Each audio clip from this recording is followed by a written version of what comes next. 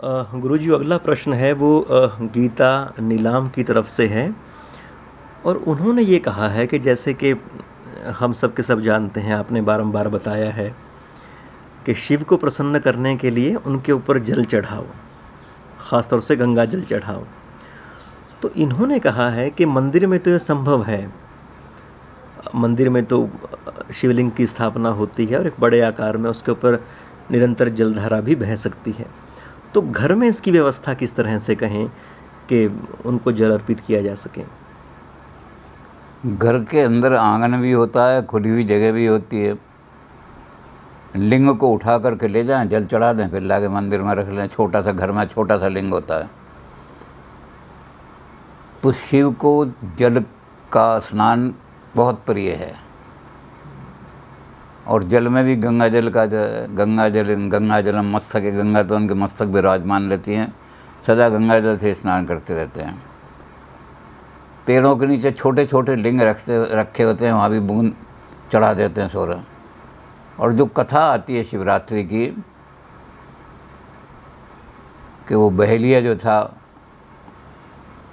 बच्चे भूखे मर रहे थे तो शिकार के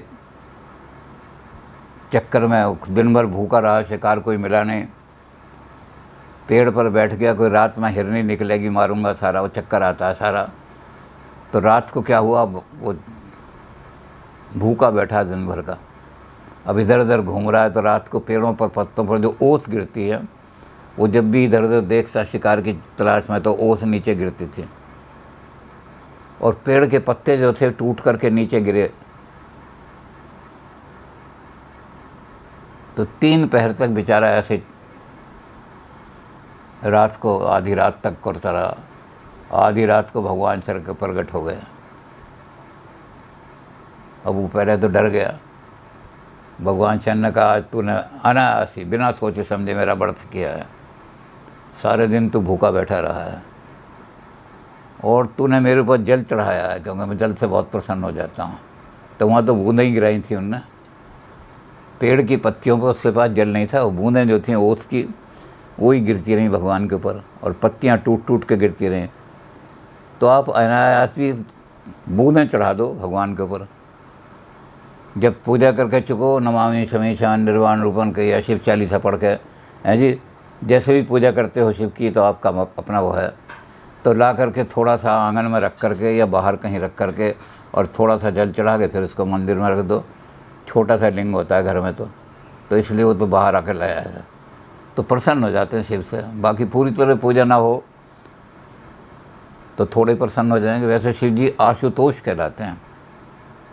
एक आदमी जो पूछ रहे थे हमसे, सज्जन, कि शिव जी के कितने नाम हैं, तो हमने कहा शिव पुराण में तो 1000 हैं, बाकी उसमें से थोड़े बहुत छांट लो अगर सारे, तो आशुतोष भी भगवान का एक नाम है। आशु का मतलब होता है, जैसे आशु लिपि होती है शॉर्ट हैंड राइटिंग, तो ऐसे आशु कवि होते हैं, तुरंत कविता रच देते हैं। तो जो तुरंत प्रसन्न हो जाते हैं, ज़रा सी देर में प्रसन्न हो जाते हैं, वो कहलाते हैं आशुतोष। तोष माने तुष्टि। तो भगवान शंकर तो इसी बात से प्रसन्न हो गए कि उसने जल चढ़ा दिया और दिन भर वो भूखा रहा, व्रत रखा उसने, शिवरात्रि का कल्याण हो गया उसका। तो आप घर में भी जो शिवलिंग है उसको थोड़ा बहुत जल चढ़ा दो, नहीं तो इतवार के सोमवार के दिन चढ़ा दिया, सारे दिन ने चढ़ाया, बाहर रखा, सोमवार को जल चढ़ा दिया, फिर अपने मंदिर में रख लिया। वो लिंग इतना बड़ा नहीं है कि आप उठा नहीं सकते। घर में जो मंदिर में लिंग है वो तो छोटा सा होगा, उसको उठा करके आंगन में या बालकनी में या कहीं भी बाहर रख करके और उस पर जल चढ़ा दिया, चढ़ा सकते हैं, कोई बात नहीं जी। अच्छा गुरुजी, जिस जल से भगवान शंकर का स्नान करते हैं, फिर स्नान के बाद उस जल का क्या करें? है जी। वो जल तो ज़मीन में बह जाएगा, उसमें क्या करेंगे। जरेरी में इतना जल जो जाता है उसको संभाल के थोड़ी रखते हैं। शिव मंदिरों में मेरे ख्याल से कई हज़ार लीटर जल चला जाता है, सब बाहर ही चला जाता है जलेहरी में। वो जब शिव मंदिर लिंग से ऊपर निकल रहा है तो उसे आँखों से ज़रा सा टच किया और छोड़ दिया, चला जाएगा जल जहाँ जाना होगा। लेकिन जब उसको बाहर ला करके रखें और उस पर जल चढ़ाएं तो जलेहरी का मुंह हमेशा उत्तर की तरफ होना चाहिए।